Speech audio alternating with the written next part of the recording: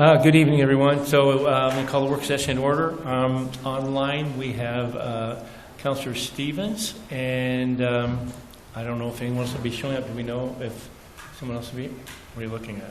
Am I missing somebody? I didn't either. Okay, so first item on the agenda is public comments. Anyone want to make public comments? Okay, no public comments. Review, we're going to go to the presentation of the water quality collection system, inflow and infiltration reduction efforts. Mike, how are you this evening? Great, how are you? Good, you're going to enlighten us and tell us how wonderful things are, and right? Yeah, you guys are in trouble now. Yeah. All right. So just for the record, you need to tell us your name. So. Mike Morgan, City of Coos Bay, water quality. Perfect, thank you. We got a PowerPoint. Christine's going to get it all set up so I don't mess it up. And as we're going, I don't know if there's any questions or anything. I'm pretty informal. Just yell at me, jump up and down, throw popcorn at me, whatever. Okay, interrupt if we have a question. Yeah. Okay, thank you. All right, so what is a wastewater collection system? A lot of people just know they flush and run the sink and away it goes. Well, we have service laterals from the homes, take everything from your home to a main line out in the street, and most all that is, it's all gravity fed. We try to eat 2 to 3 feet per second. Those lines can be made out of various materials: clay, asbestos cement, concrete, iron, corrugated metal pipe, lots of different PVCs. So there's a bunch of different stuff out there. Do we have any wood ones left? We have found some. We found not long ago, we just took out a wood-bottomed manhole. It still had wood in the bottom. It was actually pretty good shape. We've discovered some old wood lines next to newer ones. Not sure if they were old water ones or old wastewater, but we've seen them. So it's pretty interesting. So how does the collection system work? And, you know, the gravity lines flow down to the low spots in the basins. In a hilly area such as Coos Bay, we have several different basins. One of the things people, don't think about is how's it get there? The stuff from the hospital has to get down to the plant on 680 Ivy. So there's a pump station down close to Goodwill that pumps it back up towards the hospital, past the hospital, over the hill, and once it gets to the crest of the hill, then gravity takes it back over and it flows down towards the plant. We have 27 of those lift stations, 26, the 27th one to be ready at the new housing development over Lindy Lane here pretty soon. So the hospital, do you have to treat that any differently, or are there any things that we treat differently than the regular waste? We do industrial studies. We don't have heavy industrial users that we found. Every so often we have to do that. But if we had certain manufacturing and things, there would be things that would have to be pre-treatment or things we would have to do different. The hospital is a big user, and we keep an eye on things there. That pump station's really busy, a lot of flow. But there's nothing that we do different at the plant. There's no pre-treatment there. So, sometimes we'll see things where we've chased down some chemicals being dumped. We're like, boy, we can really smell chemicals in the plant, and we went to the different lift stations and started to work our way back, and it was a building over off Ocean Boulevard where they were dumping a bunch of cleaner down. But it was so strong that you could smell it, So, and it was an honest mistake. They weren't, they were just like, we found this old stuff here. Dumped it down. All right, well, kind of kills some of our microorganisms that are trying to do their job. So, a little education time there, and it wasn't malicious. So, learning experience for them and good investigative experience for my crew. So, this is Pump Station 6. Sorry, Christine. That was Pump Station 6 pictured over one of our brand new ones over on Cruise over by the DMV. She had a question about lift stations. The lift stations again pushing up. Is that what I'm hearing? Yep. Yes. Okay. Yeah. Some places, the place where I was in South Dakota, we had one. You know, and, well, it was pretty hilly, but we just worked out well that everything was all in one basin, the whole town, pretty much. We had a district like we have Charleston and Bunker Hill. That little district had 4, and they were a tiny little thing, but they were not strategically placed, I guess, you know. So, So why do we want to keep the collection system in good working order? One of the pictures is all the new additions to the plant there, protect the treatment plant. And then the other picture is just behind that dock. There's another dock, and that's where we actually discharge into Coos Bay from the plant. You know, we want to protect the bay, of course. That's why most of us are here, I think. You know, we want to keep sand, rock, debris out of the pipes because those come to the pumps, and oddly enough, pumps don't like pumping sand and gravel. So it eases the treatment process on the plant when that sand and stuff isn't getting to the plant, lessens the cost because a lot more energy to try to separate the sand and all those kind of things. And we don't want to have sanitary sewer overflows. We don't want raw sewage spilling out of the pipes and getting into the bay. So those are the main reasons of keeping it going. So also, besides we wanting it to be clean, does the DEQ regulate us? Yes, yes. And, you know, we abide by the permit, but we try to go above and beyond and try to do the right thing all the time. Yes, the permit tells us we have to do that, and we do, but I think everybody that works in water quality wants everything to be clean and protect the bay. But yes, we are strictly governed by DEQ and the EPA. So one of the other reasons, prevent property damage. That big sinkhole was a storm line over in Empire. And that was quite a hole and developed really quickly. The next picture to it is I&I, so that's water coming in around a joint from a lateral, and looks like a little squirt, but they add up quick. So we treat a lot of water if you're not keeping those leaks out of there. The That's your camera, right? Run down through the pipes. that is a picture from the camera, yes, and I will show the camera here. We'll actually get to see the camera and more things, but yeah, that's a picture from inside the pipe and showing that. And there's you can see the green dye. We put dye in to make sure, hey, this is water from the ground getting into the pipe, not just water flowing down the pipe. So to verify that, yes, we have an issue here. So, and all that is, we do a lot of things with the camera, and we'll get to that. Next one. So how do we maintain the collection system? We have one of our collections operators there with a big vac-on jetter truck, so it has like almost 1,000 feet of hose, 1-inch hose that'll run down with a big jetter head, and it's just like a pressure washer going down the pipe, pressure washing. And then the other part is a vacuum, so everything that it breaks loose, big giant vacuum sucks all that stuff out, so we catch it before it goes down to the lift stations and gets to the pumps. So, and the cleaning and inspecting and locates probably take up 80% of our crews, the collection crew's time. I mean, we have to clean all the pipes every 5 years, part of the permit. So they are out often cleaning. I'm sorry, did you say how much pipe?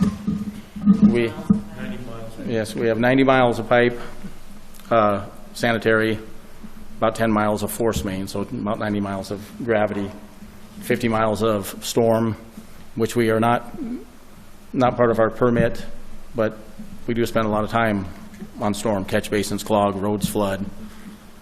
A lot of times those pipes are corrugated metal pipe, and the salt water and those pipes don't get along well. They rust out, and sinkholes are, I'd say a large percentage of our sinkholes are from storm.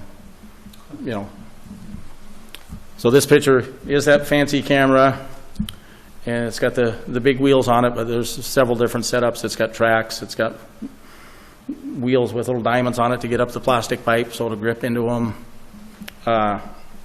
And that's how we tell, the condition of the pipe. Pipes are buried under the ground. We don't know what they look like if we.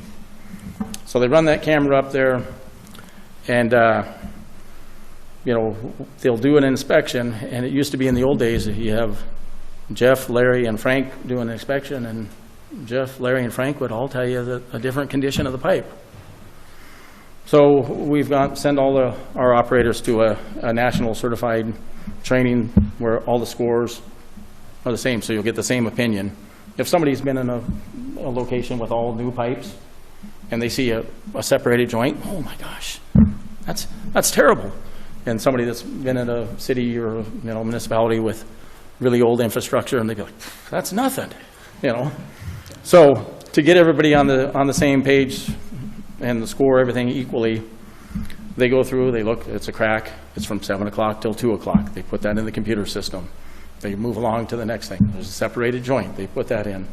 There's a hole with soil visible behind it. They put all that in, and then the software generates a score, and that tells us a rating. This is what the pipe, how long the software that they've been using thinks the pipe will last.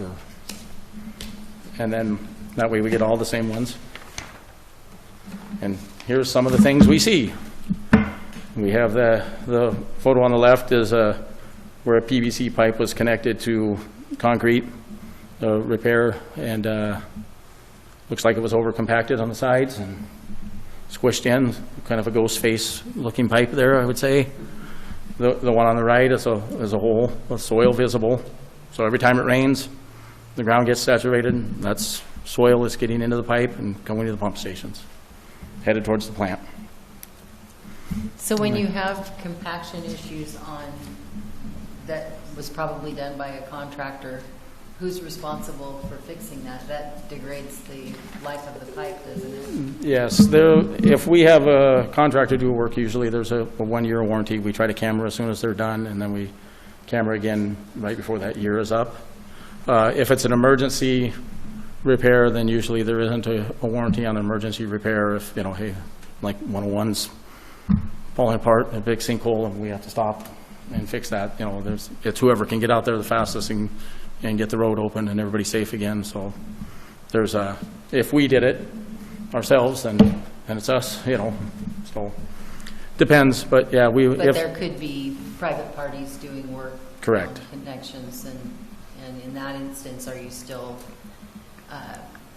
going in and checking and make sure that? Yeah, we try to schedule as soon as we can after they're complete. Television. If it's a new install, a lot of times that's part of the install. If it's planned as, hey, part of the contract is they're supposed to televise when they're done, and they send that video to us, and then we go back out before the warranty is up and compare, to make sure it's still in good condition. But yeah, if we do a new line and have a contractor do it, we do require an inspection so we know, that they did a good job, because once it's buried, yeah. So this photo is, you have some grease buildup on some roots, and it starts to block everything up. The next one. Is this a commercial spot or a home? This particular one, I'm not sure, but we have it from both. I mean, it's amazing. You would think, all the restaurants are where you're going to get the grease, but that's not always the case. There's a lot of areas,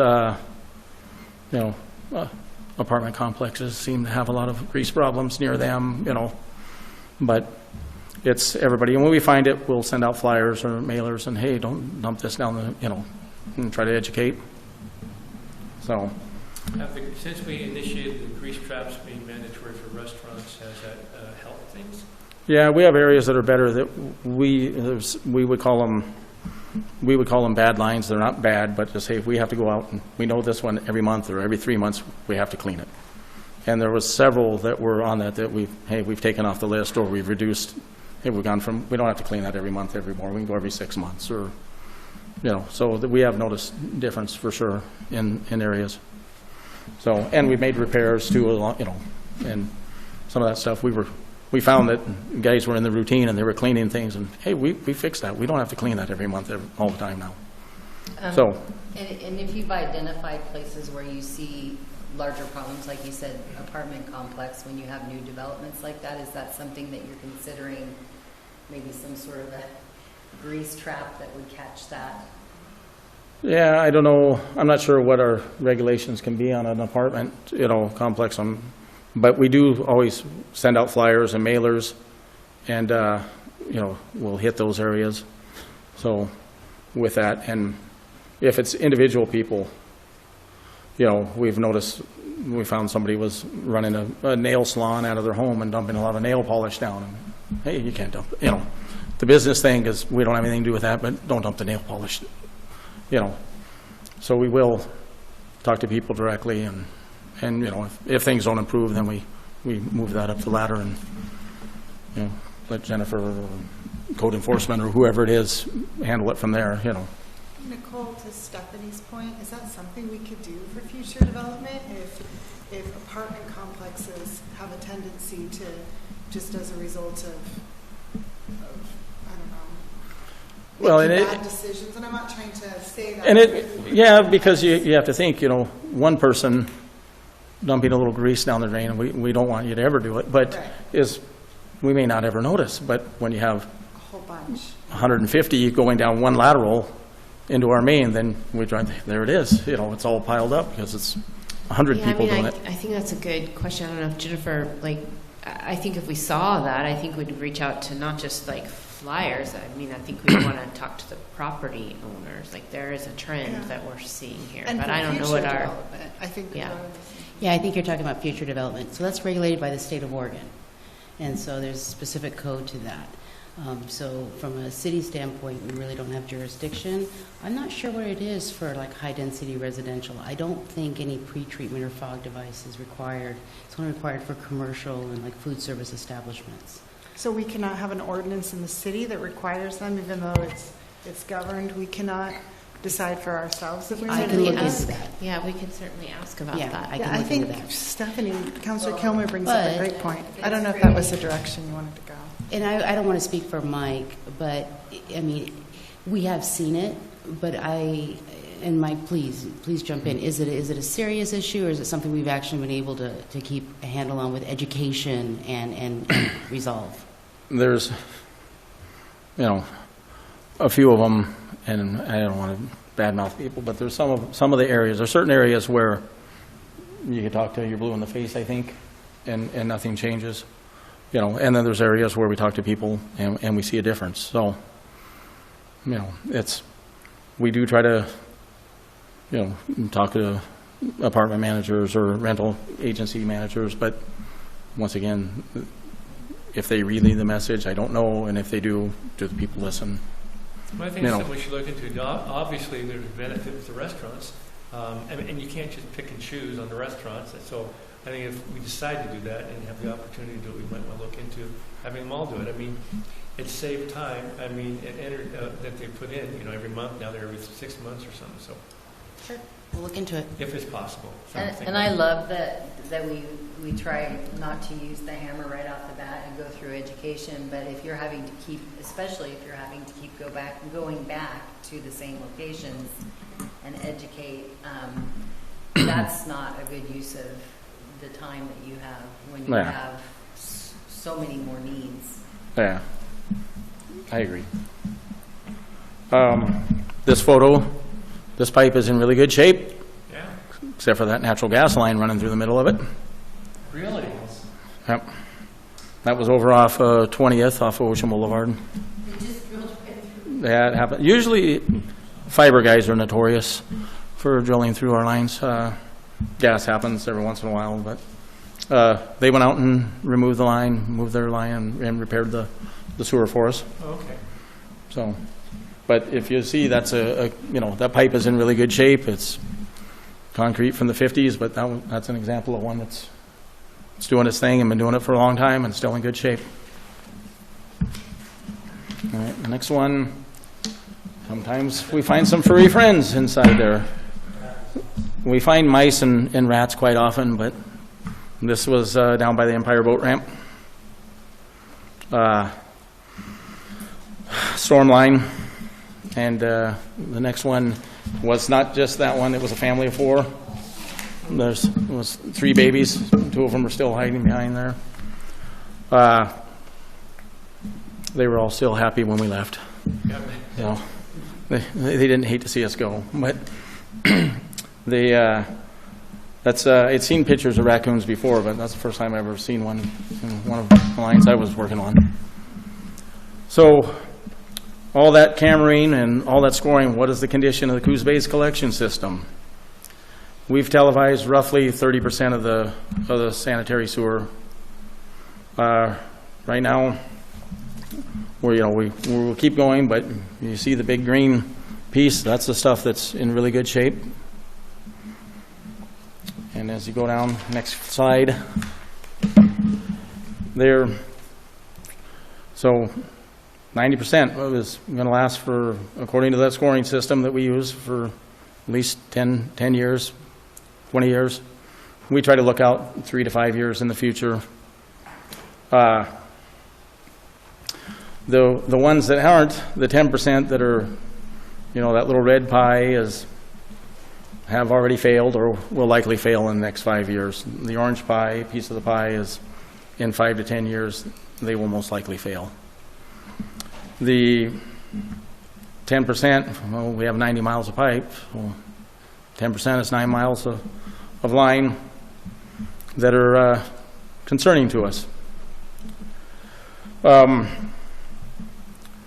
When we go through and televise more and get the rest of it, this could skew up or down, and we try to televise we clean and televise in those pump station grids.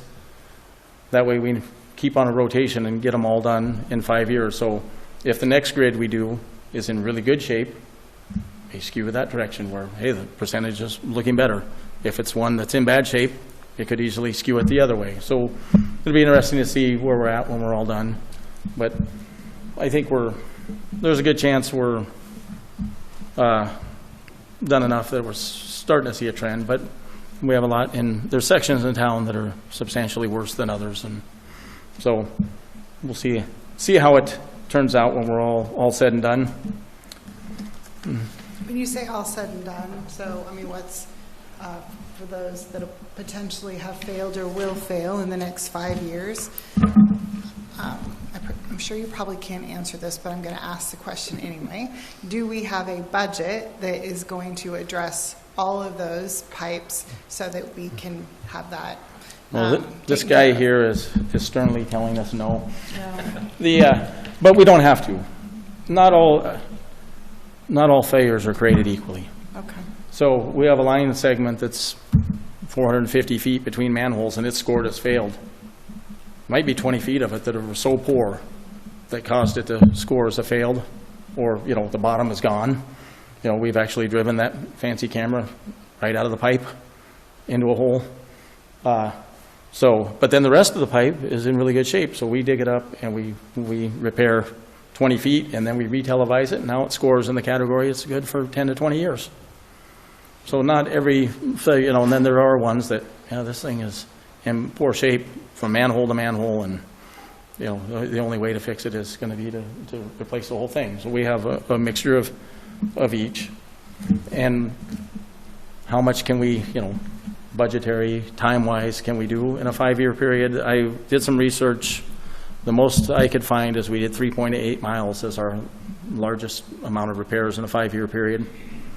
That's still, yes, and that's still not going to get us to 9, but also, like I said, we might not, have a full 9 miles thinking of it that way.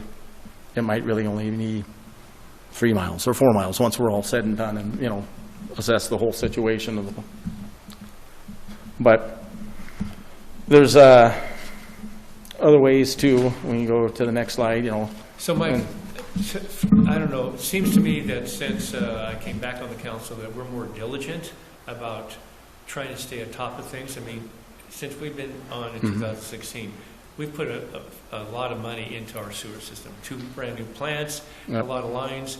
Previously, I never realized that we were doing this on this type of basis. I think a lot of things have been put into place. We have an economic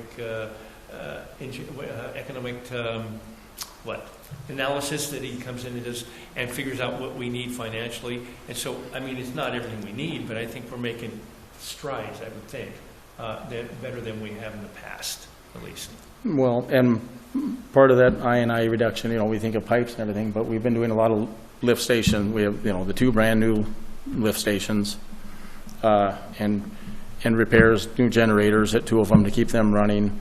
But the one that I showed the picture of on Coos, pump station 6, the wet well collapsed when we sealed all the leaks in it.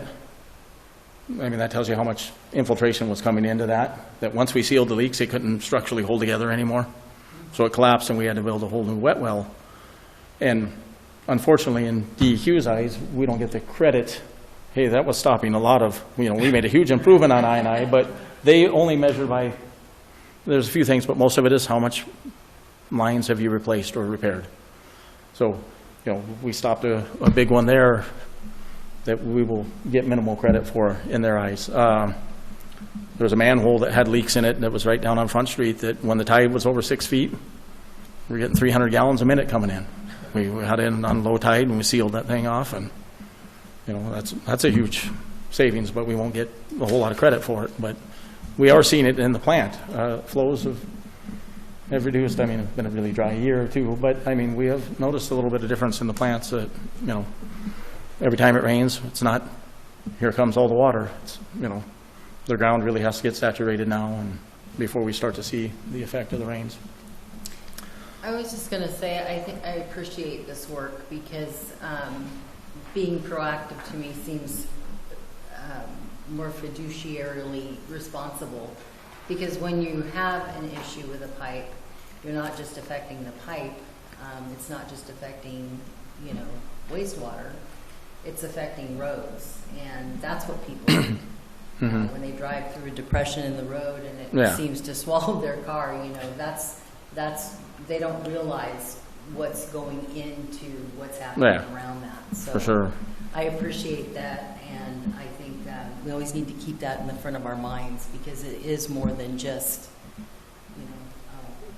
wastewater or stormwater line. It's everything around it. Well, and these pictures, and we kind of touched on it with the questions, that all of them aren't created equal. The one with the excavator with the hammer, that was about 60 feet of pipe, but it was sanitary and storm on 4th Street, where there was 2 plates that one of them had been there, everybody thinks from the dawn of time. We got both those plates off the street and fixed both those repairs, and that was a line that had scored us failed, and it's ready to go. The other one next to it that's in the box culvert for the storm, and there was a hole in the bottom of the box culvert.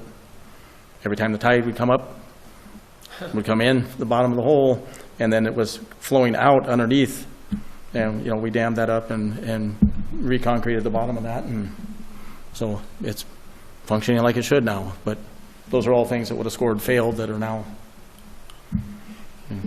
functioning the way they were designed.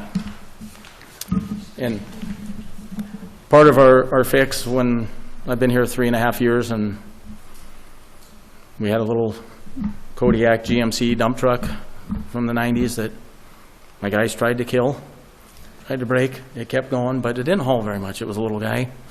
We had a backhoe from the 90s, so we purchased some equipment, so now we can dig down to 14 feet. We have shoring to go 14 feet deep.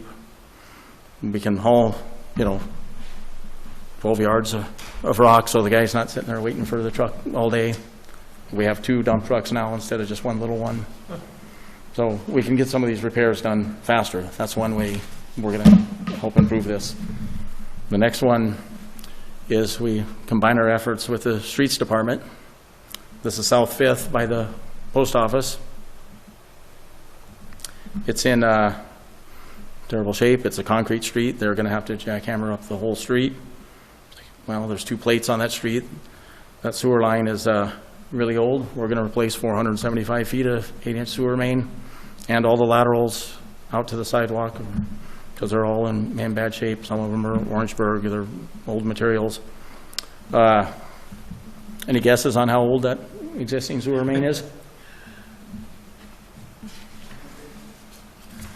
No. Close. Next one, it's 102 years old. I don't think that's the actual installation, but it is an old picture. So, Yeah. So we're gonna, it's like, hey, if the street's they're gonna have that up, so we don't have to pay, the demo for the street is covered under the street improvement, so we're just paying for the pipe to get replaced and that, so it's a combined effort between both divisions, and, we can knock out 2 birds with 1 stone, and, I don't think they had a street then, doesn't look like it. No. So I think, my guess is that's during war times, because it seems to all be women there working, so I'm thinking that was during World War II. But. All right, next one, and how do we prioritize the repairs? Largest offenders, when we find big leaks that are really dumping, groundwater in, or safety hazards, big sinkholes, we don't want a school bus or a car to fall in a sinkhole. Those are the ones we try to knock off first. The other thing we really try to do is spread our efforts out across the city. We try to make sure we do stuff in East Side. We do stuff in Empire. We do repairs downtown. We do repairs in Inglewood, and we really try to balance around and, make sure everybody knows that we're not forgetting about one section of town, or one section of town has priority over the other. We even get up on Telegraph Hill sometimes. Them out at Telegraph Hill, right? You go to the other places first. We are going to have a project on Dade over there, so partway up the hill, and that's another one that's over 100 years old. So, and we just, we try to do the right thing, try to help the city everywhere we can. We try to help the citizens. If we're doing a line repair, we're putting in a new piece of main line, and their lateral connects right there, and it's in bad shape. If we can put in 4 feet of lateral over there and it fixes their line, we do it. It helps us in the end, because it's just going to be I pouring in. We're already dug a trench. We're already there. If we can do that, we do that. We had one lady, she was really mad because we were blocking her driveway. And we said, well, we're going to fix your lateral that's broken while we're here, right? And boy, she made lunch for the crew, and she was real happy then. So, what have we accomplished in the last 5 years? Sanitary lines cleaned, 87 miles. Routine problem lines cleaned, so those ones that we do, because of grease and things like that, often 28 miles. Sewer lines televised, 32 miles. Manholes set to match the road grade, 14. Manholes repaired, 72, and 6 replaced. Locates completed over 4,200. That's whenever somebody else wants to dig, they call in a locate, and we have to go out and mark our sewer, our storm, force mains. It's time consuming, and they call them in, you have 3 days to get them done, so that's always on their list of things to do. Sinkholes and lines repaired in the street, repairs made, 68. Sanitary manhole lids replaced. That's 83. I think probably in the 50s, somebody was having a sale on storm manhole lids, because about 80% of our sewer manholes are with storm manhole lids on them. So they have the big extra holes and they let water in. I said, somebody must have had a sale or something. So we're slowly going through those and replacing those. So that helps a little bit. Sanitary service laterals repaired, 26. Wet wells have been cleaned 181 times, and that's the well at the lift station where all the gravel and stuff, collects at the bottom, and we have to vac all that out and try to protect the pumps. And I think we're a little over a quarter mile in the last 5 years, because we switched our efforts from lines being repaired to pump stations. So our budget has gone there for them in recent bit of time, but we're going to have a bunch of them coming up next year. So we'll get that number back up there. Plus 2 new sewer treatment facilities in 5 years, right? New ones? Well, we plant 2 and redo Yep. plant 1. Yes, Yeah. correct, yeah. Yeah. That took a little bit of money. I think it's important that we have this information available, and if we could put a dollar amount so people might understand why our rates are and what they're doing, to have on hand sometimes would be nice. Yeah. We got $50 million in just treatment facilities, 2 sewer yeah. plants. So Well, the other thing I think is significant because you, as a body, chose to bring this back in-house. Mhm. We have a different ownership of that work. The televising, to the best of our knowledge, was not occurring in the past, so we were reactive when Yeah. there was issues. And now we can kind of be a little bit more in front of it. And you just, I mean, they see the folks that are there, they take this work seriously. We now have capacity to do a lot of these littler, smaller jobs in-house. That's, you know, we can do that a little bit cheaper than going out. There's just so Yeah. much has shifted since you made the decision to bring this in-house, so. Well, you guys Well, are doing and we a have good job. a couple of holdovers from, you know, the old regime, and sometimes I'll ask those guys, hey, have you ever had a problem here, or did you ever make a repair there? And, you know, is it more than 4 feet deep? Because if it was, we didn't do anything. Huh. You know, and so they've, you know, they've learned a lot, they've come a long ways, they're all, you know, they get certified the more they know and the more experience, and there's only a lot of them were just operators in training 3 years ago, and several of them are level 3, which takes 6 to 8 years of experience and 3 hard exams you have to pass, and they're all, I don't know, I'm really proud of them, they've come a long ways. That's great. So, Well, thank you so much for everything you do in this presentation. Anyone else have questions? Yeah, I was just going to say, and as you're continuing to do this maintenance and televising and standardizing the reporting of it, those repairs should start to diminish, right? yeah. I mean, the you know, sinkholes specifically, because a lot of those are caused by Yeah, faulty lines. So if we're on Correct. top of it more, there should be less those catastrophic failures. yeah.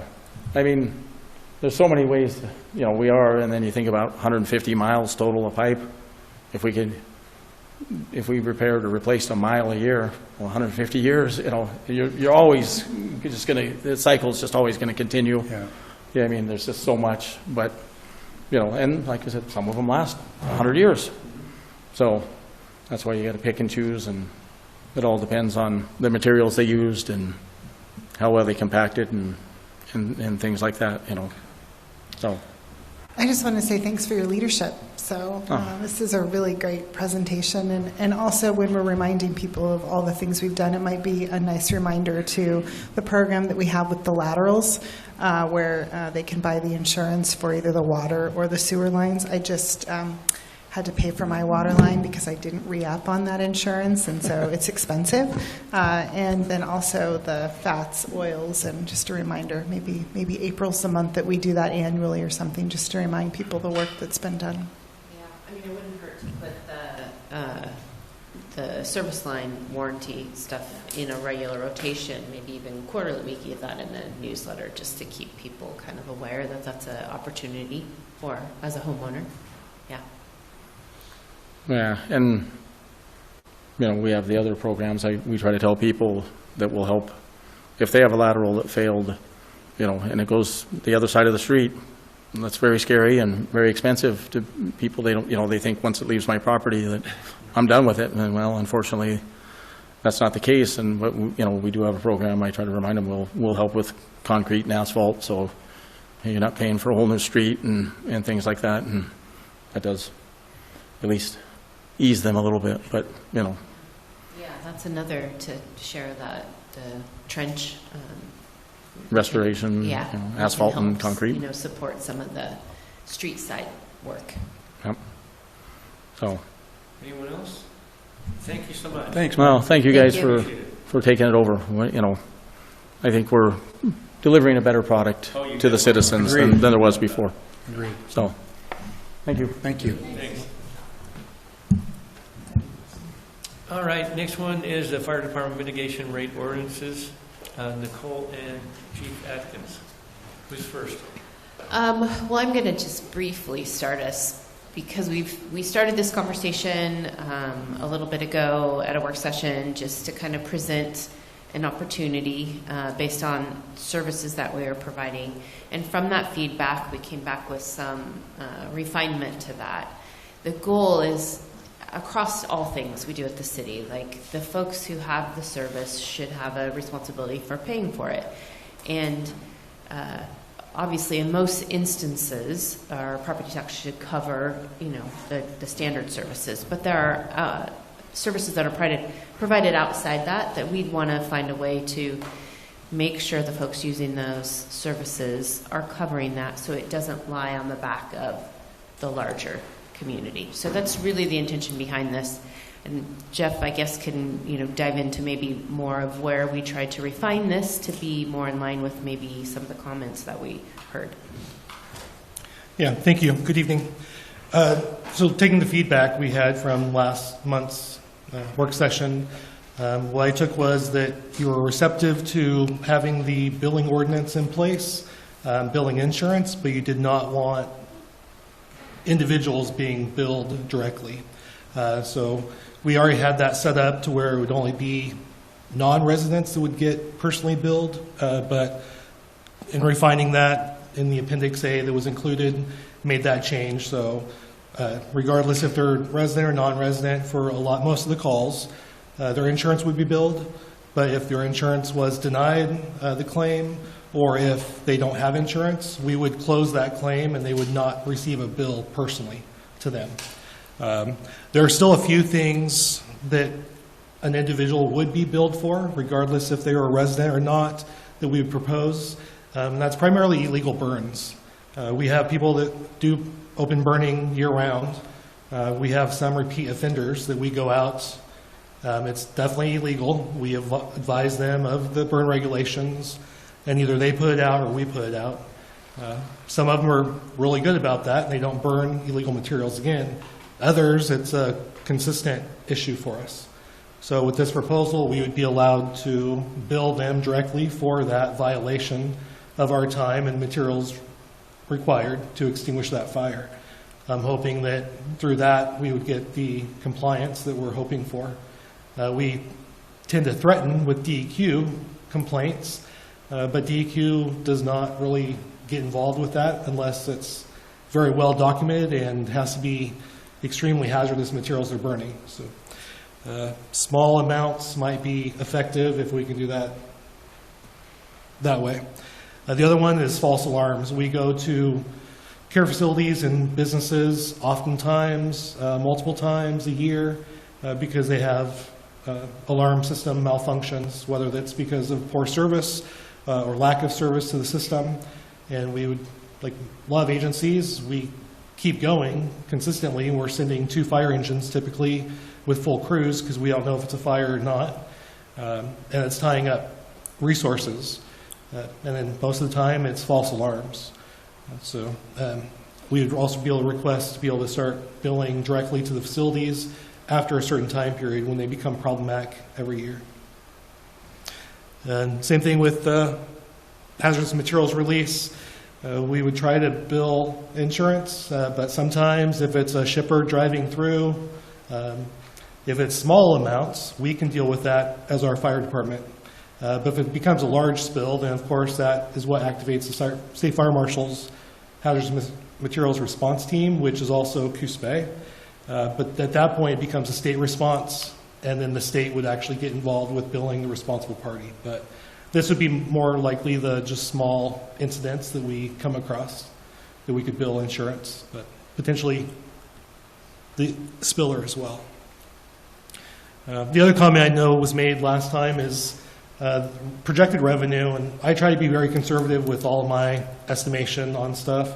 I'm still estimating about 30,000, upwards to maybe 50,000 in revenue a year, which was, the comment was made that like maybe it's not a lot of money, but that also reflects probably 7 to 12% of our materials and services budget that we are budgeted for every year.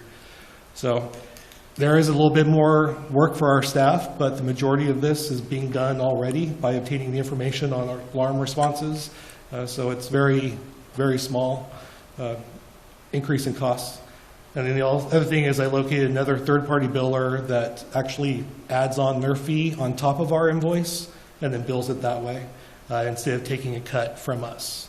And again, they only get paid if we receive funding. So I think that will also help to increase our revenue or recovery rates that we're billing for.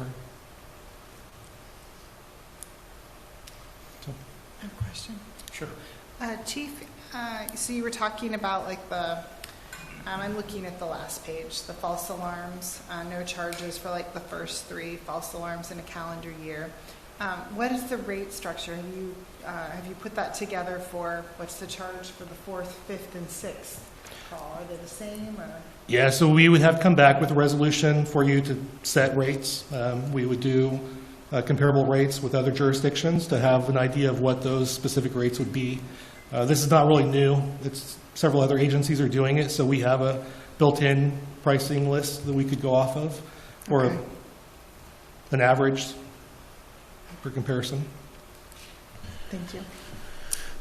Chief, a question. I think you stated you didn't have a dollar amount on what you think these extra things cost you, other than the 7% of equipment costs. Can you give me just a guesstimate of what you think this is? And I did like your idea, because I was going to ask, well, then we're going to have a staff member that's going to be responsible for submitting those bills, following up, and making sure we get the reimbursement. But Right. having the third-party biller, if they add on to the charge, I think that's a good idea. Yeah, so with the reporting system that we use, it's called First Due. It's a pretty robust program. So our third-party biller is able to actually reach into that and pull the data. So we just have to enter it initially. So like I said, we're already entering in all that data. The one thing we would be doing is capturing insurance information, which we don't currently do. We don't have a need for it. But it's something that almost every time we go and deal with a person, it's available there, or the police get it from a police report. So it's fairly easy to come across most of that. And the third-party biller has said even if they don't have the insurance information, as long as they have name, telephone number, location, they can reach in or contact them directly. So there's not necessarily a specific person that's going to have to be doing this work, which is one of the drawbacks that we've looked at in the past. We haven't had the access or knowledge of third-party billing. And so we've always been, we could bill, but the revenue that comes in is going to be eaten up by the extra salary The salary, right. for that clerical position. So And that's what it auto means and out. home insurance that we're talking about? I'm sorry? Auto and home insurance that we're talking about? Correct. Yeah. Thank you. Yeah.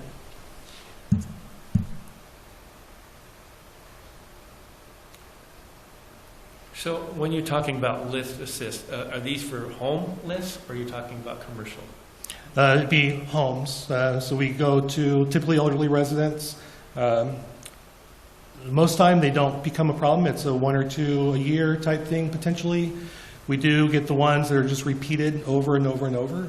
And we typically try to talk with them that this is not really our responsibility. So like, can you try to find family members, neighbors, something else? Because we're also not always available when someone calls. So we don't want to have an elderly person on the ground for hours waiting for us to respond if we're tied up on fires.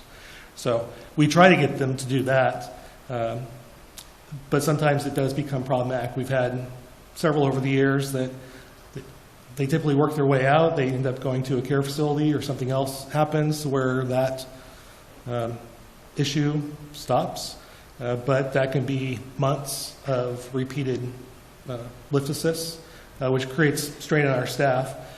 So it's, again, it only becomes a problem if we start seeing the pattern. We don't necessarily run reports to see, are we going to this address multiple times a week?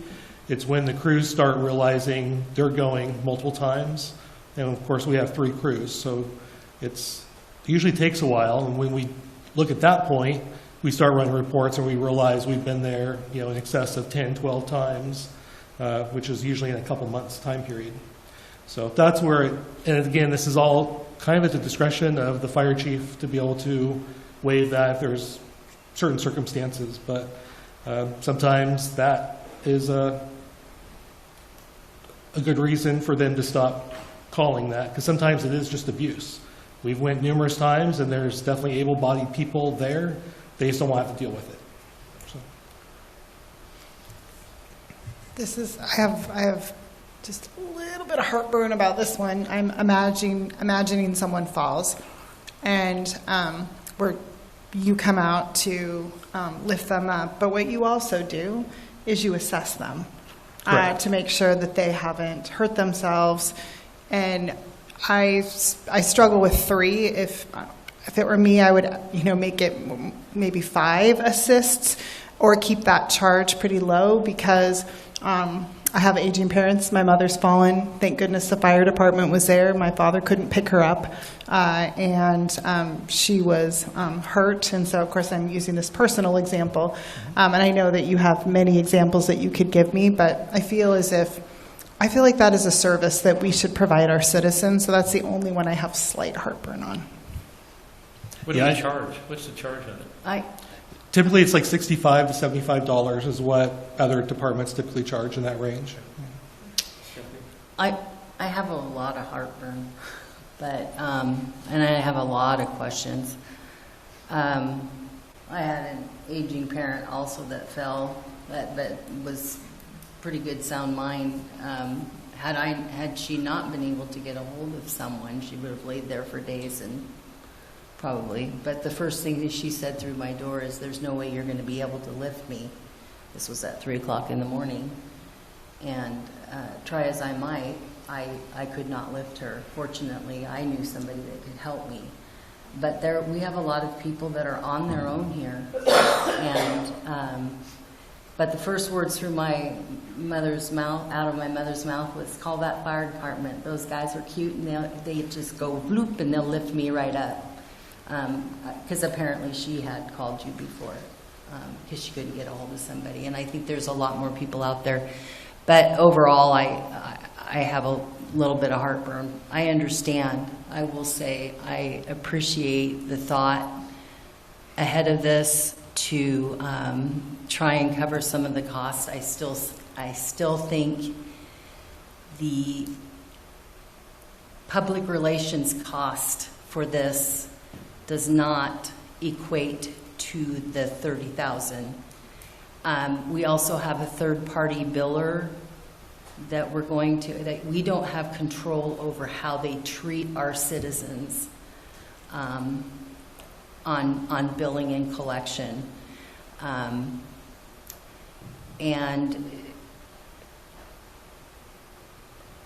I have a lot of other thoughts, so I'm gonna be the one that probably brings up the devil's advocacy in this, because that's what I do. You know, I try to just food for thought. And then the other thing that I'm concerned about is that, again, it's a low number. We have people on duty 24/7, and I understand that you would prioritize fires over, or serious medical in the tiered system over say, a fall or a lift. But what are our neighbors doing right to the north of us? They are not doing this that I am aware of. Do we know? Are they considering this? I mean, we kind of have to be consistent. Yeah, Or we do create, I think, a perception that we're tougher. So I'll let you answer that question. So North Bend is not, and that's primarily because of the ordinance or the law that was passed for them where they cannot do fees. So they have not looked into this or moved forward on this because they didn't think it would be beneficial or it would go through that process they have to go through. But Charleston, Millington, Sumner, Green Acres, they all do. And then there's numerous other ones all up and down the coast. So not North Bend, but several others. And are all of those departments that you mentioned that do charge, are they all staffed with the percentage-wise that we have on staff 24 hours a day, 7 days a week? They're mixed. A lot of them are volunteers or they're smaller agencies than us. But so they're having to leave work or they're having to come in the middle of the night? Not necessarily, because a lot of those agencies still have career staff. So Charleston has career staff. North Lincoln they're the largest fire department on the Oregon coast now. They do charging, and they have a lot more staff than we do. Tillamook, they're mixed. So a lot of them are career, but not as predominant as we are. And we are still more career than volunteer. Not necessarily by choice, but because that's what happens anymore. But and those locations would have a large influx of tourists during, even larger. Some of them more so than we have on the South Coast. Those are some of the questions and the concerns I have. So I mean, I went in at the last meeting, but I understand that charging the tourists was an issue. And it doesn't look, what I've seen here right now isn't seem to be the case. It's been changed. And, you know, maybe the lift should go to just anything over 6, and maybe there can be a few changes. The 30 to 50,000 might not seem a lot, but that's what our increase was for the fire department in negotiations this last year. And so it is something that isn't a cost that we're absorbing. Because of the north, they don't have the sewer rates that we have, but they're going to be facing that shortly, and they have a sewer system problem. So I don't think that we always need to make a determination on what's happening on the north. We need to determine what's best for us. I think eventually something like this needs to be in place. Maybe this isn't exactly what we want to do. Also, I would hope at some point in time the state legislature gets involved and starts mandating that the insurance companies start paying, and that we would have something in place, because this is an expense that we're incurring. Unfortunately, our costs keep going up every year, and we have to find a way to stay up with those costs, or we have to cut manpower.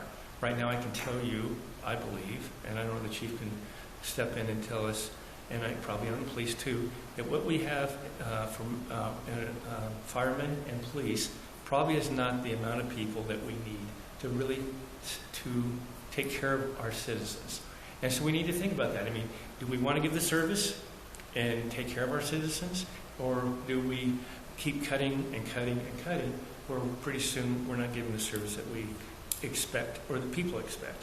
And so, I mean, it's a difficult situation, and I understand it, but I think that something needs to be put in place. Maybe this isn't exactly what everyone wants. It looks decent to me. I think there could be a few changes, but overall I think it's a step in the right direction. Well, and I just want to reiterate that I did say up front that Sure. I appreciate that we're trying to be proactive. I think trying to cover our costs and our expenses, we know that we don't in the public doesn't always realize that what we collect in taxes doesn't even come close to the services that we provide. So I appreciate that. Sarah, did you have some comments? Because I know that you had a few comments at the last time this was brought up. Thanks. Nothing that you all haven't covered. My last question is, when this comes before council.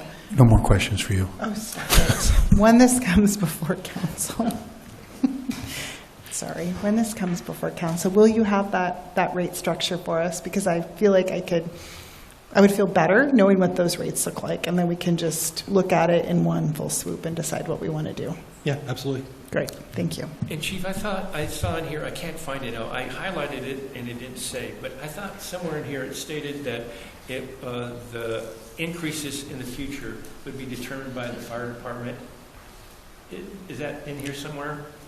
It is in the ordinance. I don't remember, might be the So- last paragraph. It talks about the increases through, It's in section 2 of CPI. the ordinance on page 1. There's So- a reference to CPI. Okay, all right. So, I mean, I would like to make sure that if these are increased, that they come back to the council for ratification. Yeah, so as it currently stands right now, like this would create a codified law that sits in our code that gives Right. us authority to bill. Then it goes to our city fee resolution, and you guys see that at least once a year because of mortgage is indexed, has to come back to you for ratification Okay. every time. And so this would be similar to mortgage, right? We bring that back to you. And sometimes we go through it and we see there's some other fees that need to be modified that don't have indexing. But yes, those do come to you. Yeah, I mean, I think it's prudent, but I think it's always incumbent upon us to be able to see it and ratify it. Yep, Just- absolutely. Okay. Chief, in your defense, from a lift standpoint, I know home health and hospice agencies are not allowed to lift, and most skilled care facilities where you get a lot of your calls are also not allowed to do the lifts. So I don't know if there's something we could do to work out some sort of a rate with those organizations to help offset those costs. But, you know, those facilities and agencies have policies that say if somebody falls, call the fire department. And you shouldn't have to bear all the responsibility of that, at least in my opinion. Yeah, absolutely, and that is one of the big issues, and they have multiple staff members, but because they've written into their policy, they don't do it. There's nothing legally says they can't, and actually in the OHA guidelines, Oregon Health Administration guidelines, there's actually language that says that they shall do that kind of work and not burden the local fire and emergency response agencies. But Yeah, it's a liability, an employment liability that they're trying to protect against. But either way, you bear the burden of having to take care of that. Absolutely. And if that's the case, that's where we should be charging for that. If they're just calling you because their policy is they're trying to protect their employees, So, we're trying to protect our employees too. so is there anything that I think it's incumbent upon us to tell the chief that if there's something that you'd like to change, Lucinda, you talked about the amount of lifts. Are you going to be satisfied if it's 6 lifts in instead of 4 to 6? Or because I don't want, it's going to come back to us. No, I think so I think we need to give direction. If there's a change that someone wants, we should probably be mentioning it now. Me personally, I feel like the 5 or 6 number in a calendar year, and knowing that I felt a little bit better that it was $60 to $75, it's still an expense, but I could get behind that. And then I think the other was just knowing what the rate structure is, if it's an illegal burn and all those things, just having that before us before we make the decision. Okay. Can we add a line to that for facilities, like skilled facilities that call? Because I don't think that 5, I think 5's too high. If they could actually, if they had people standing there waiting for the fire department to show up and they could have taken care of that themselves. That's a great question. For me, it was home. It was home visits. It wasn't facilities. I guess they're suggesting that this should be home assists and lifts, and maybe not commercial or places that. So, if that's, as long as it's clarified, that we will be charging for the commercial every time or something. So Yeah, we can absolutely do that. okay. And just a question on the special events standby. Are we talking about school districts when you go up to the games, or? No, so we wouldn't do that. We've been contacted primarily from like businesses that want us to come out and do standby for them doing something.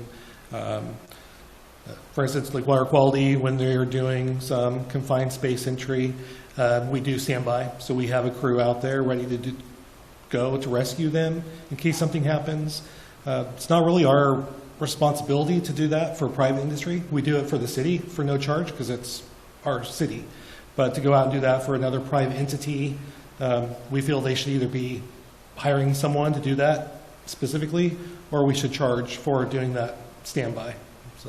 So it really wouldn't adjust anything we normally do on a day-to-day or the public education, public relations type of standpoint. We would still be doing the events we normally do. It would just be those specialized type of standby events. Okay, anyone else? All right, thanks, Chief. So now, is there anything before we go into executive session? Because when we go into executive session, we will not be coming out and making a decision. Anything? We are making a decision. Yeah, true. You're right. So it doesn't matter. But is there any public comments, I guess? If not, we won't be taking any when we come out of executive session. Good point, Stephanie. All right. That being the case, we'll go into executive session. And someone will read the criteria. City Council will now meet in executive session pursuant to ORS 192.6602F to consider information or records that are exempt by law from public inspection. If the council intends to come out of executive session to take final action, the presiding officer should announce when the open session will begin again. Representatives of the news media and designated staff shall be allowed to attend the executive session. All other members of the audience are asked to leave the room. Representatives of the news media are specifically directed not to report on any of the deliberations during the executive session, except to state the general subject of the session as previously announced. No decisions may be made in executive session.